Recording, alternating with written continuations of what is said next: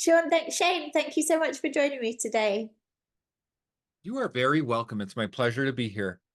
I don't know Um, how we've y- never met before because someone told me a story, and so I was researching it, and your video was the first thing that came up, and there you were, and you've got this whole movement going on.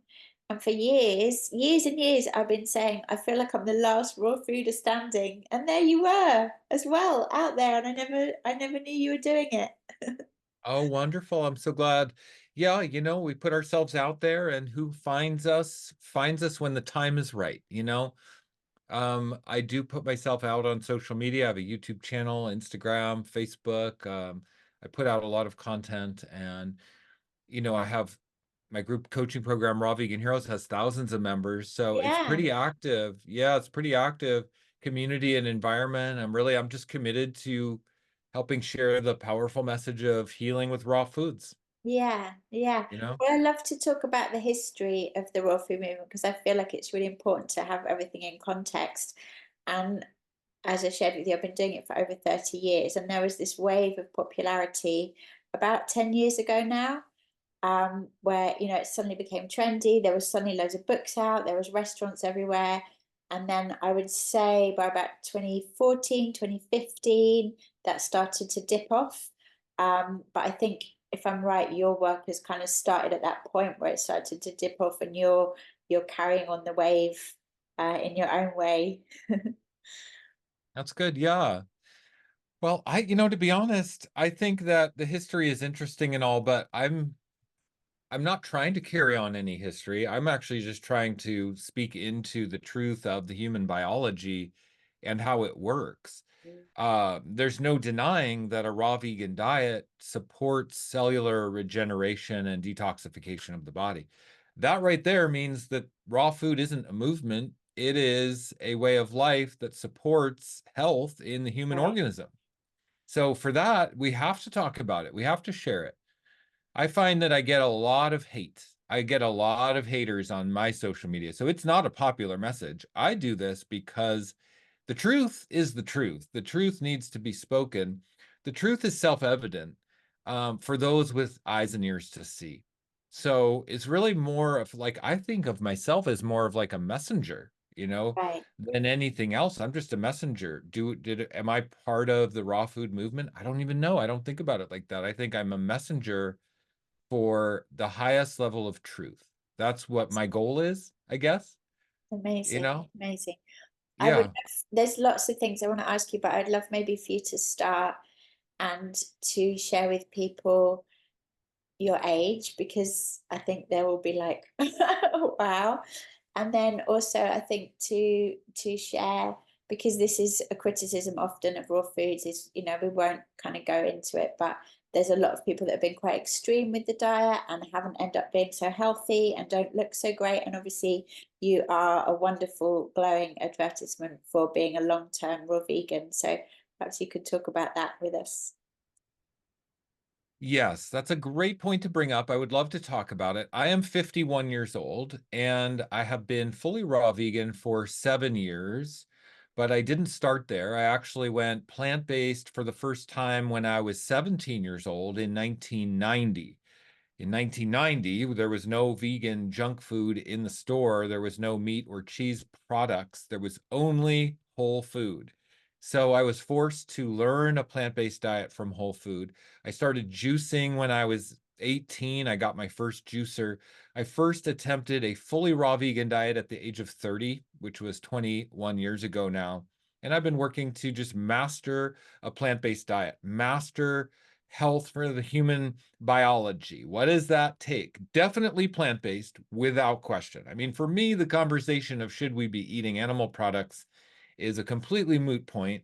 I have been on my plant-based journey for 35 years. So the answer to that question is absolutely not. In no way do animal products provide any benefit to the human biology. It is a survival food. We can survive on it, sure. It's not beneficial, though, for our biology to thrive at the highest level. So then we move into the question of a plant-based diet. How does a plant-based diet support the biology best? And then we talk about starches and we talk about fats. Like, do we want to eat cooked fats like fried fats, fried foods, stir fry fats? No, I don't think fried fats are the path to health because fried fats, cooked fats are oxidized and molecularly altered. It creates real free radical damage in the body. So then we say, okay, well, if we're not going to eat fried, cooked, heated fats, then we're looking at raw fats from plant-based sources, raw nuts and seeds and avocados. And then we can look at the starch conversation. Should we be eating our carbohydrates from cooked starchy vegetables or from the simple carbohydrates in fruits? Well, fruits are a superior form of carbohydrate for the human biology because it brings electrical activity to the cells. So we have to be electrically activated to be living at our highest potential. If we have no electrical activity in the body, we have chronic degenerative disease and we end up like a dead piece of meat on the floor. Electrical activity is what animates us. So fruits bring electrical activity into the body. Starches don't do that. Cooked starches have no electrical activity whatsoever at all, zero. So right there we can see plus oxygenation of the body. So raw fruits and vegetables for carbohydrates oxygenate the blood, oxygenate the tissues. Cooked foods, cooked starches don't do that. Also hydration, hydrating the body on a cellular level. Cooked starches don't do that. So we can see right there through hydration, oxygenation, and electrical activity, fruits and raw fruits and vegetables are superior form of carbohydrate for this human biology, this human organism. So if we can agree we're not really going to benefit from cooked, heated, oxidized fats, and we're not going to benefit from cooked starches, that leaves us with a raw vegan diet.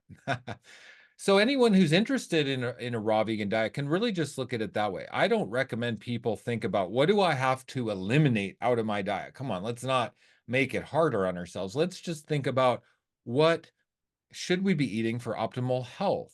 And so, if you just give up the cooked fats and the cooked starches, you're automatically raw vegan. So that's what I've done.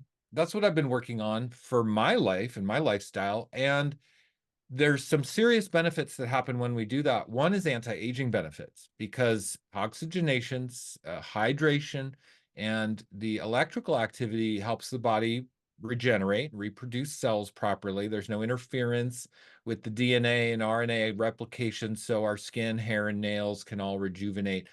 Raw foods purify the bowels, cleanse and purify the bowels, blood, and lymphatic system, all the interstitial fluids. So that helps with anti-aging automatically. If we're eating animal products, we have to look at this honestly. If we're eating cooked animal products like cooked meats, cheeses that are pasteurized dairy products, cooked eggs, those foods are congesting to the bowels, the blood, and the lymphatic system. Puts a lot of lipids into the body, which we don't need, and that slows everything down. Plus, the proteins are denatured.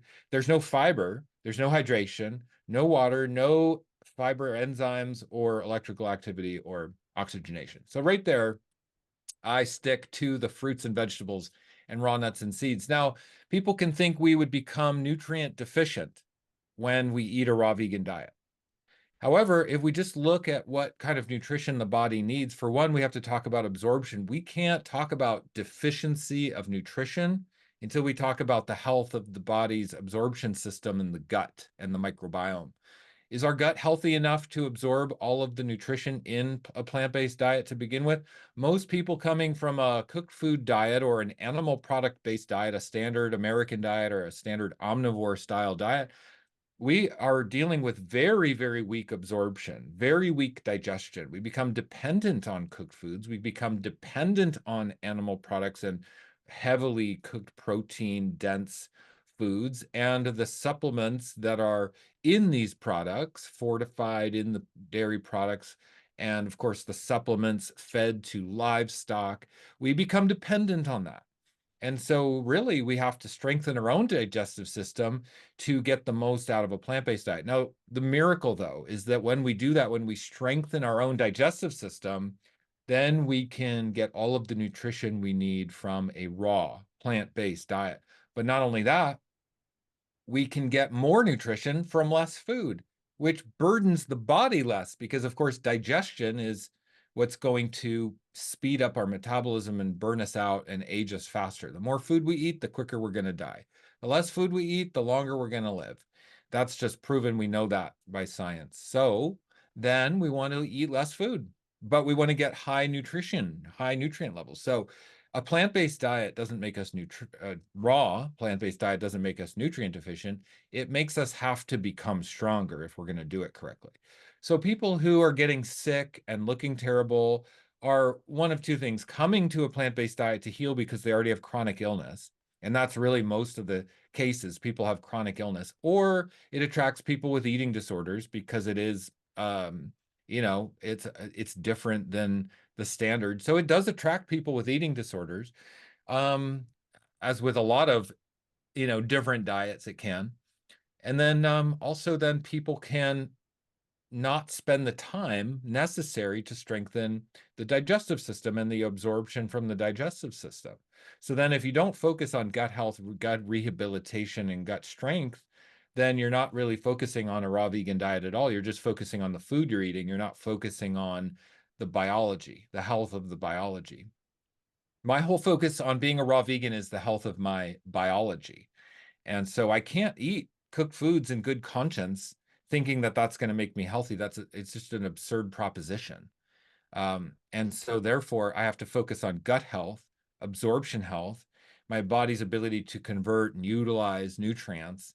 And then I have to focus on a wide variety of nutrient dense food sources. So my body can get the variety, the nutrition, the nutrient density, and then that combined creates health. But if you don't focus on those components, then yeah, you can become nutrient deficient or fall off or become, like these examples we see of people who aren't doing it right. So this does lead me though to one of the big debates in the raw vegan conversation is fruitarian.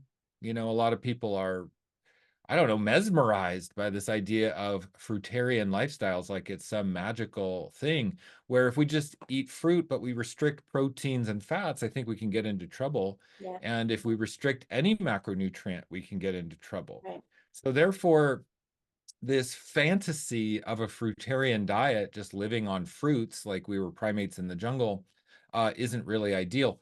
However, we can have 75% of our calories coming from fruits as our primary source of carbohydrates, as long as we're getting adequate omega-3 fats, as long as we're getting adequate amino acids. Yeah, we can eat a fruit-based diet. I am a fruit-based raw vegan, but Mhm. I don't call myself a fruitarian because I don't like the restrictive, Mhm. dogmatic kind of ideology that goes with fruitarianism.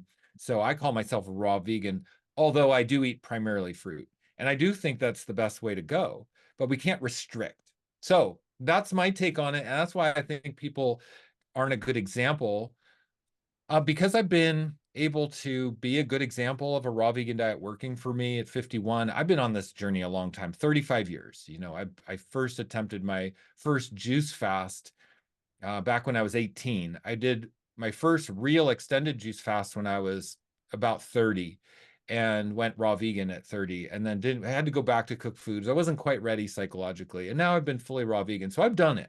I've done it. I've transitioned my body, and it's the best path for health. It will help people reclaim. Here's my spiel. Let me just give people a little pep talk. Whoever's listening, if you're listening, a raw vegan diet is the path. A raw vegan diet is the best health for the human biology possible. It's life-changing. It's incredible.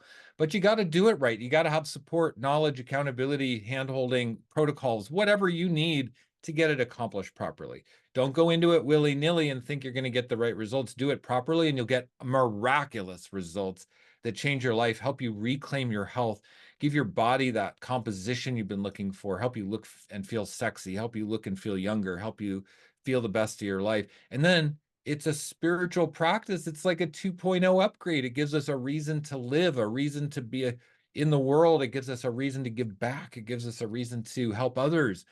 A raw vegan diet is so natural and harmonious and synergistic with the human body that when we feel it, we want to share it. We want to help others get there. And so that's a really great life purpose. A raw vegan diet is mind, body, soul integration. It's vision, values, actions integration. It's spiritual alignment, soul purpose, mission work integration. It's it's future focused evolutionary awakening. That's what it is. And so when we step onto that path, it's big stuff. It's big stuff, and there's really no before and after. I think once you experience the pinnacle of a raw vegan diet, there's no going back. Even if you do go back, the bar has been set. You'll always know the truth. You'll feel the truth. You can't deny the truth. You can play dumb. You can, numb out with cooked foods. A lot of people want to do that in this lifetime, and that's fine. But when you know the truth, when you've had that awakening breakthrough, it's a before and after, and there's really no going back. So here's my question then, because for me it was intuitive and I've always liked to eat this way. And you've just done such a beautiful job of telling us all the reasons why it's wonderful. So break down for us a bit more. Why do people find it so hard to transition and to stay raw? Well, I think it's psychological. Number one, we are here in the physical form, and as creatures of comfort, we're seeking comfort, and then we become addicted to the comfort. So through life, we have wounding, trauma, abandonment, abuse, things that hurt us emotionally. And then we've learned to use food to kind of comfort ourselves and to numb out. So the number one reason people like cooked food is because it's emotionally comfortable, not physically comfortable, because it creates distress in the body. It creates aggravated immune, it creates inflammation, autoimmune response, it creates constipation, dehydration, all of these things. So it's not our body that likes cooked food, it's our mental, emotional state. We've been trained from birth to use food to numb out to the stark truth of reality. It's like waking up in the Matrix, like the Matrix movies, when they would wake up and it was a stark reality. A lot of people would just rather stay asleep in the Matrix. That's fine if you want to do that. And when you do wake up, yeah, you see the truth, and the truth is harsh and real and stark and has to be dealt with its own set of tools. We're not equipped to deal with the true emotional rawness of life because we're not trained to. We're not trained as leaders. We're not trained as healers. We're not trained as mystics and alchemists. So instead, we numb out because we're not trained. We don't have the tools to deal with the emotional trauma and stress of life. But there's a unique opportunity with being raw vegan where we can go back and connect with our original wounding, our original fragmentation, our original heartbreak, and use that as a method of our own healing. We are stamped on our hearts by God with a unique trauma experience that shows us the path of our own healing. And a raw vegan diet gives us that path more clear than anything else that we could possibly do in our life. It shows us where we are not healed. It's like the ultimate shadow work. And if we can use a raw vegan diet in combination with our shadow work and our emotional healing, then we become someone who is really unstoppable, on purpose, inspirational, unstoppable at the highest level of the expression here on planet Earth. It's a healing journey. This is why it's a spiritual healing journey, is because of those factors. And when people argue for cooked food, I just see the lack of tools Mhm. to cope with the harshness of true reality, which is that we have to face our pain, we have to face our shame, and we have to transmute the shame and the grief and the loss and the fear into our greatest triumph. We have to transmute the worst thing that ever happened to us, the thing we're most ashamed about and causes us the most pain, sorrow, and grief, and turn that into the best thing that ever happened to us. That's what life is for. That's why we came here. If we're not doing that, we're not actually playing all out. And very few people are doing that. Very, very few. Very few. Amazing, amazing.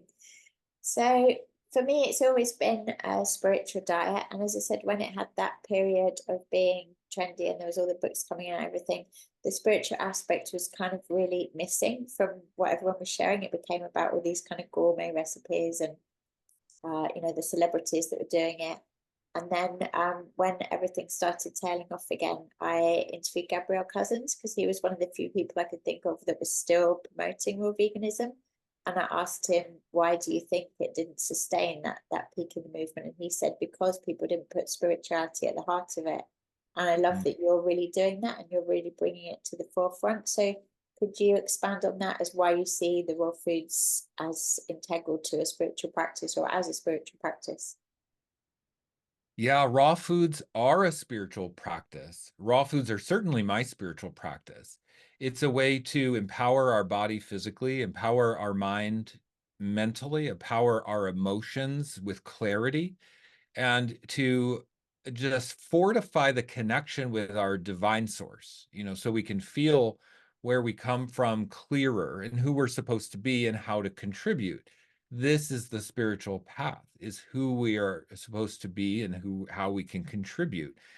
Every human being has a very deep need, a very deep driver inside of us to create service, value, and help others. But if we're not on that path, see, this is where we're not equipped with our tools, because if we're not on a path to help others and serve others, we become very agitated. We become depressed, anxious, fearful, and we give up on life, and we lose the meaning of life. So we have to get back into alignment with the fact that we're here to serve. We have to create a way to serve. And a raw vegan diet just gives us the edge. It gives us the clarity, the energy, the focus to see what we're supposed to do, how we're supposed to do it, how we can apply ourselves. So really, the purpose of life is not food. It's not to eat a raw vegan diet. That's not the purpose. The purpose, as I see it, is to serve, to be a servant, have a servant's heart, really, and to do our best to improve the human experience now and 10,000 years from now, and for all of the future of humanity, to leave the earth a better place than how we found it, to contribute to the evolution of consciousness itself, to move the needle one step further on the scale of evolution. That's what we're here to do. That's the purpose of life. And then a raw vegan diet is just a support system for that. Imagine we're eating traumatized animals coming out of the factory farming system, bred and herded and kept captive their whole lives just to be slaughtered for food. That's immoral. It's unethical. And then we eat that and we think that we can move the needle one step further on the scale of evolution. It's impossible. So we have to eat a high vibrational diet that is free from the karmic traumas. And of course, we can do that with a plant-based diet, but then we can even take it a step further where we empower ourselves with a non-violent diet of raw food that's undenatured, uncooked, and it's really a higher vibration to experience that. And then that gives us the foundation to do the real work, which is service and being able to provide value for society and people. That's what we have to do. So it's pretty simple. It's not food. It's not food. Food is just a tool to become the best version of ourselves. Right, right. I always say I believe that raw foods is the Ascension Diet. Can you speak on about this time particularly? And you've kind of touched on it already, but why it's so applicable to this time that we're in? There's a war happening for good and evil on this planet. There's a war inside of us, and every single choice we make empowers which side is going to win. We got the angels on this side, we got the devils on this side, and we empower the army of the angels, or we empower the army of the devils that want control and want to take our sovereignty. But our choices can empower the highest growth, sovereignty, and evolution of the human race. So we have to be very mindful of our choices, because every choice, whether we're aware of it or not, empowers one side or the other. This is the eternal battle of good versus evil, but it's also just, whether we're empowering the, or the devils in our bowels, the cesspool of Parasites. filth. Yeah, the parasites, right? That control us and manipulate us. Parasites that are billions of years old, that have evolved with us, use us as hosts to get their needs met. They like the meat and the dairy and the eggs. And so they're using us, and we are either empowering them or not.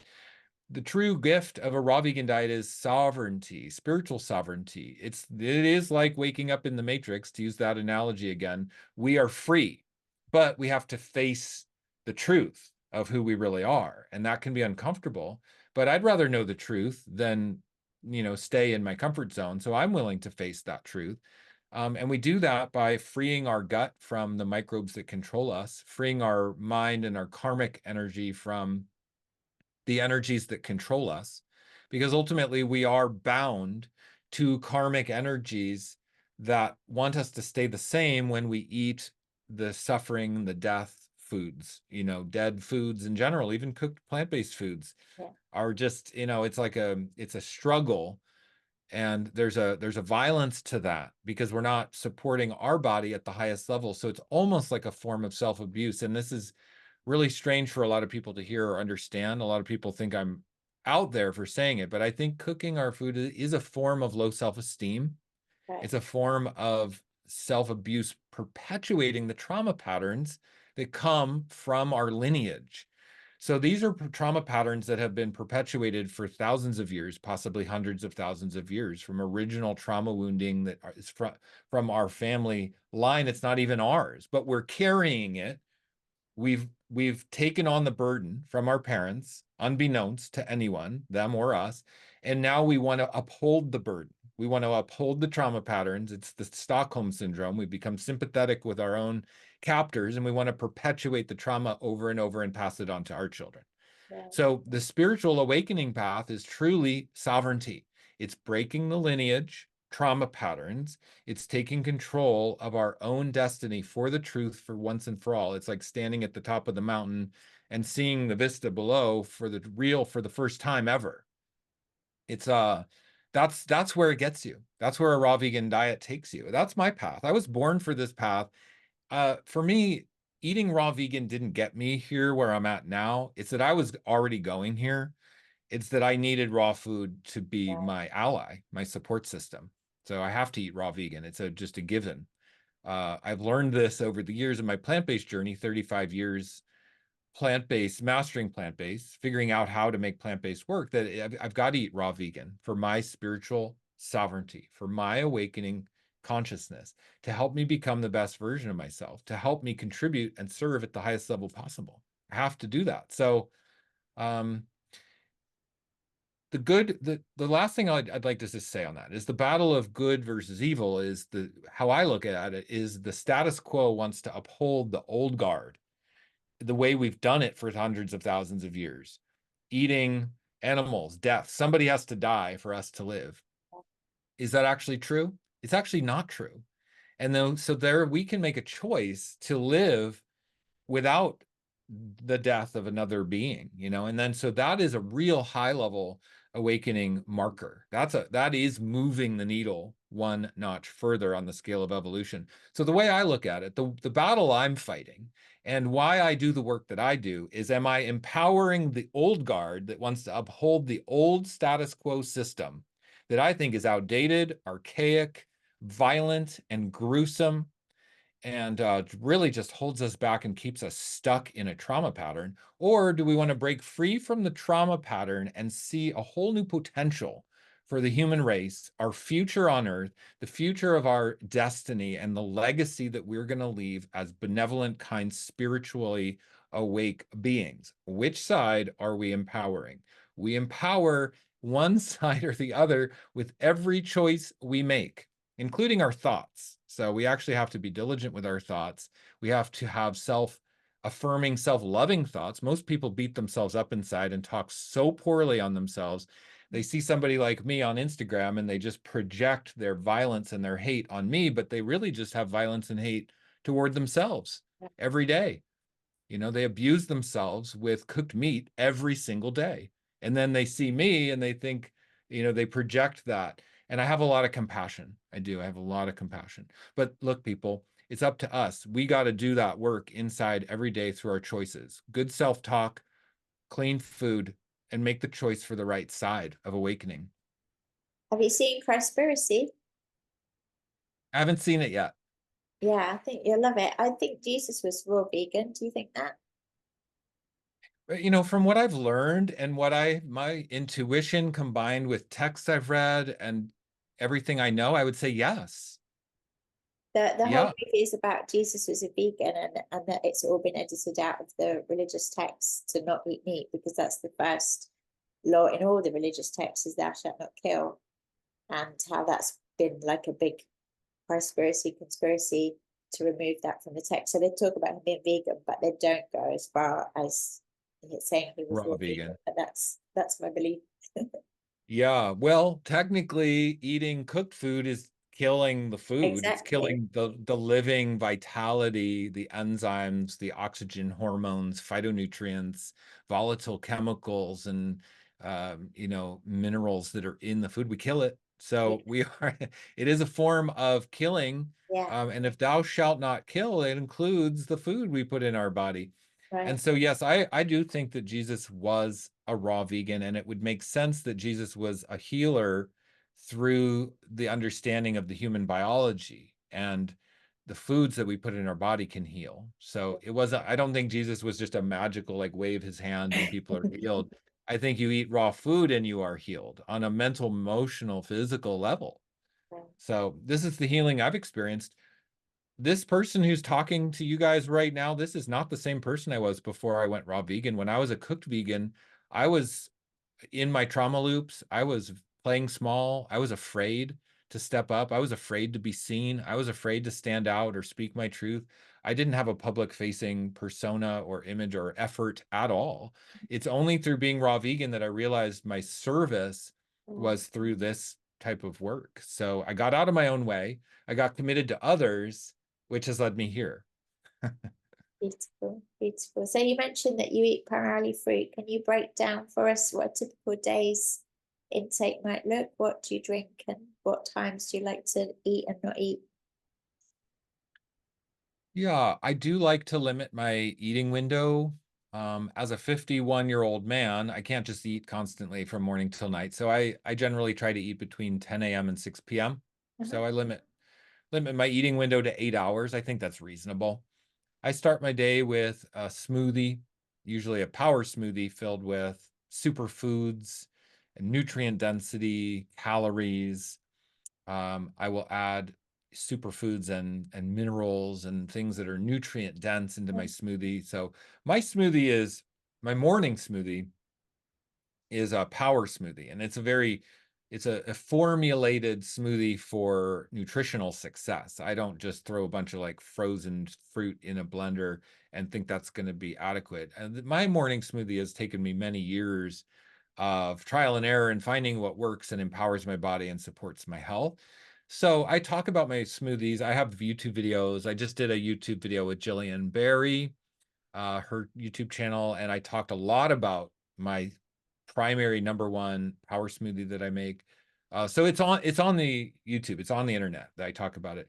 But what I would say to people who want to try a raw vegan diet or just wanting to empower that choice of good versus evil is that you have to start with just what works, and it's okay for it to be messy and imperfect, and just eat a lot. Like, so the bottom line is what works for me isn't going to work for somebody who's 6 months raw vegan or 1 year raw vegan. I mean, and you know this, you said 30 years raw vegan for you. I Yeah. mean, what works for you or somebody that's farther in the journey is going to be different because of the gut health, because of absorption abilities, because of the body's digestive strength, and overall vitality. It's going to be a completely different experience. In the beginning, it can be quite messy and uncomfortable to try to stay full, and so then you just have to eat a lot.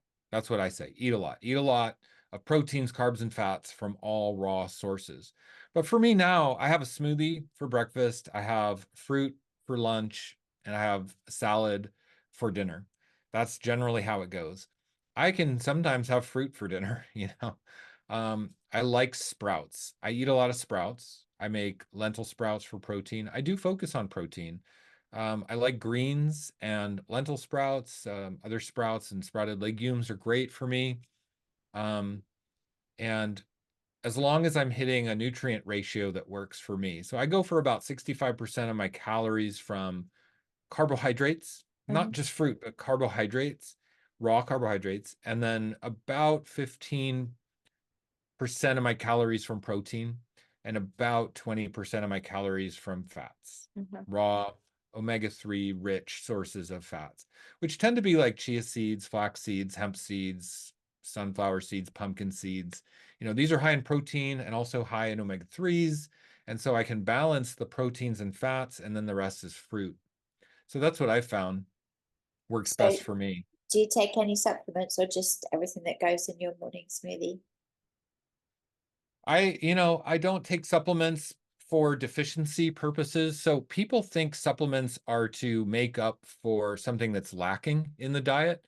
I take supplements to enhance Mhm. my physical well-being. So I supplement with things that is beneficial to supplement with because my body thrives on more of it, Right, not because I don't have any of it and I need to have some of it. right. My body needs more of it, like minerals. I supplement with minerals. I do colloidal fulvic minerals. I do oxygenating minerals. I do trace minerals. I have about 3 or 4 mineral supplements that I use every single day. Shilajit, sea moss, those are other examples. So that's one thing that I use. I also find my body responds well to, um, I mean, yeah, I mean, I take magnesium every day, magnesium, for like sleep support. Mhm. Um, I love magnesium, and I think we're generally deficient in magnesium, so I'll supplement with magnesium. But that's not like from a food, that's just my body does well with extra magnesium. So I don't take supplements because, like as a cooked vegan, I went 15 years without ever taking a B12 supplement. 15 years. Was I B12 deficient? I don't know. I never tested. I never had any deficiency signs. I know some people can be. I don't recommend going without B12, but I do recommend strengthening your body's digestive system. I went vegan at a very young age. I started juicing green juices when I was 18. I have a very different gut microbiome than somebody coming from a cooked food diet. You can't come from eating meat and dairy to a plant-based diet and expect to get adequate B12. You become hyper dependent on the B12 supplements fed to the livestock and that's fortified in the meat and the eggs and dairy. You can't do that. So yeah, a meat eater and omnivore is going to need a B12 supplement. But for me, as a teenager and even through my 20s, like I said, I went 15 years without ever taking a B12 supplement. Now I do because it's just good measure. Why not? I don't really see why not, but I Yeah, don't do it for deficiency purposes. I like B vitamins in general, so I'm very strategic about how I get B vitamins, and I might supplement some. But I also go for B vitamin rich foods as well. So I find my body just thrives on high focus on Bs and the B vitamins in general. It's energizing to the body. It helps the body recover from stress properly, and you can get B12 in some green powders have it, superfoods have it, well water and spring water has it, organic soil has it, certain seaweeds and fermented foods have it, Rejuvelac, Ann Wigmore's awesome Rejuvelac. Make Rejuvelac, some B12 in there, depending on how you make it. So there's a lot of sources where we can get what we need without depending on over-the-counter pharmaceutical artificial supplements. yeah, yeah. What about drinking? What sort of things do you drink? My water source is spring water. I have actually a really high quality spring water delivery service here in Austin because I'm on a municipal water system here at the house I live at. So I go out of my way, spend extra money to get the very best water available to me delivered to my house. And it doesn't matter how much it costs because water is primary. So I have the best water. And it would be nice if I could just walk down to the spring, the natural spring, or have a well, but I don't have that. So I have to spend extra money and to prioritize that. And I do. Besides that, I drink juice and hydrate through my diet. Brilliant, brilliant. Yeah, I mean, my diet is very hydrating. I don't often even need to drink water. I do drink water. I make myself drink certain amounts of water. Like first thing in the morning when I wake up, I start my day with a glass of water just to put it in the Yeah, digestive system. But I will have fruit in the morning, smoothie in the morning. I'm constantly having hydration. yeah, So yeah, yeah. And you said that. this is just like one aspect of a whole lifestyle to you. Could you share a few of your daily practices that help keep you really grounded and healthy? Like maybe what you do for exercise or anything that else that really kind of anchors you into your well-being. Yeah, well, there's two things that I do. One is exercise. Regular exercise is really important. I usually walk like a couple miles a day at least, and I go to the gym and I lift weights. I think weightlifting is really important for people because the muscles of the body need to be under tension. So if we think we can just get away without tension on the muscles, I think we're mistaken. So it's good for everybody of all ages, of all walks of life, to put your muscles under tension at some point, 3 days a week. It doesn't have to be overboard, but boy, it does feel good. And I find it stimulates my mind in the right way. When I put my muscles under tension, it makes me more willing to be of service or to do what I have to do to get out of my own way to lead my successful coaching business and company. And I also then find that my entrepreneurship, my service work directly benefits from my exercise. Like if I don't exercise for a few days, I start to feel less motivated to be engaged with life. I notice that.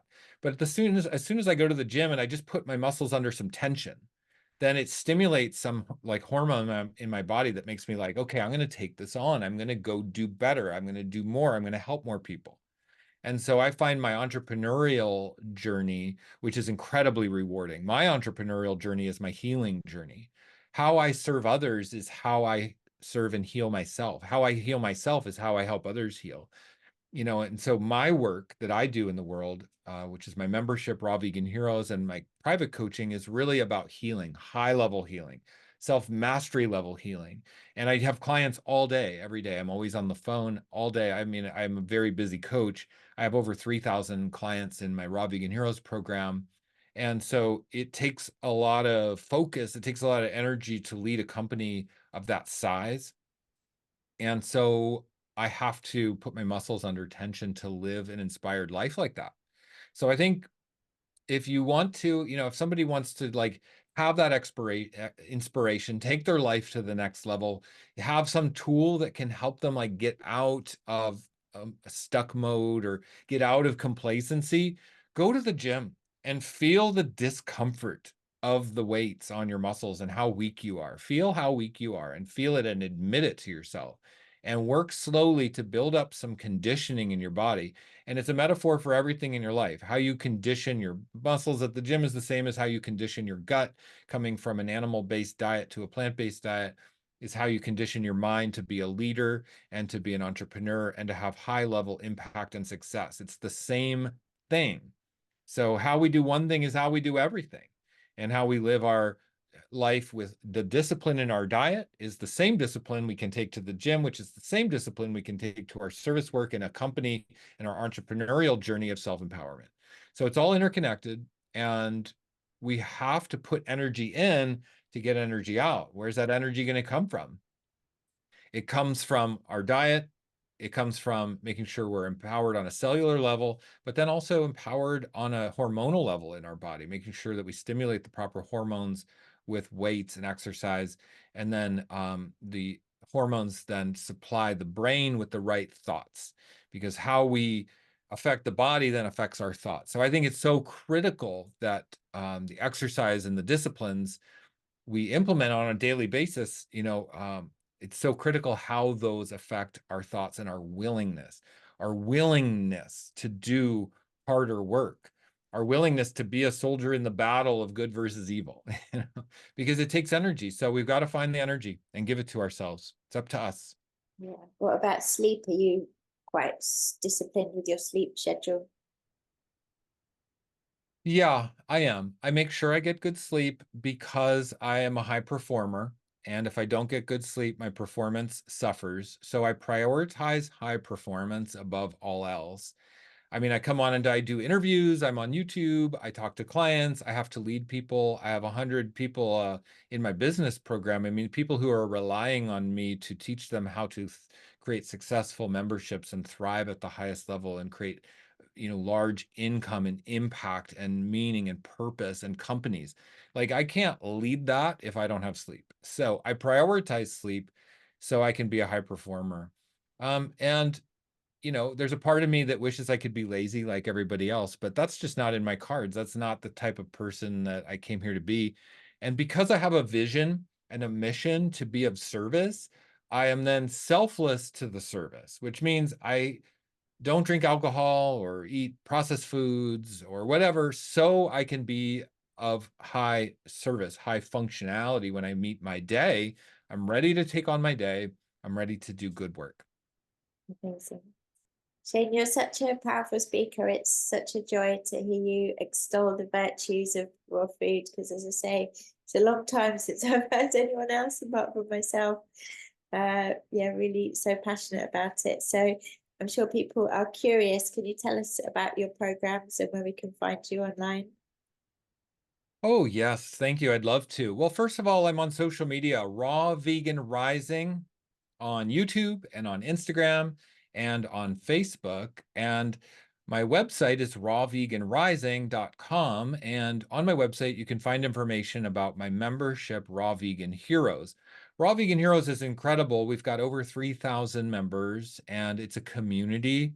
Every day, people are sharing recipes and meal ideas and shopping trips and updates, thousands and thousands of people sharing what's working for them and what's not working. This is how we actually change. We can't transform alone. So I've created the space, the community, the accountability for real transformation.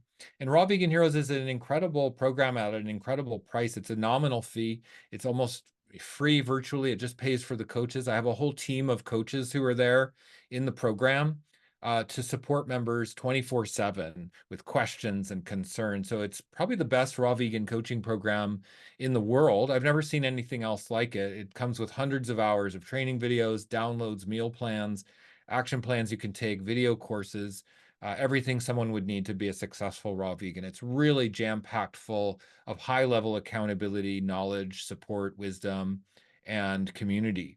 So that program is on my website under the membership tab. You can learn there, but it's also linked in all my social media. If you go to the bio of any of my social medias or in my YouTube videos, the link is there. It's pretty much everywhere I make content. People can find my program. I really go out of my way to make it available to people. And then the other thing is understanding, like, when we hit higher levels of empowerment and success, we might need other levels of mentorship and coaching. I make myself available for high level mentorship, and I mentor with people all day. I work with people to do juice fasting and bowel cleansing and detoxification of the body.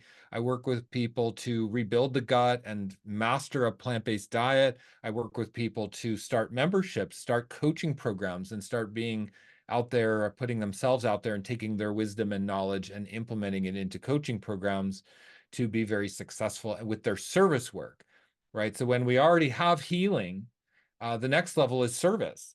And so that's the spectrum of apprenticeship I offer to people, from my very affordable group coaching program, all the way through business training and service mentorship like that. So all of that's available on my website, rawveganrising.com.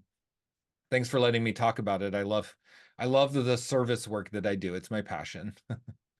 Shane, it's been such a complete joy. Thank you so much. You're so welcome. Thank you for having me on. Much love and blessings to you and everybody. Have a great day.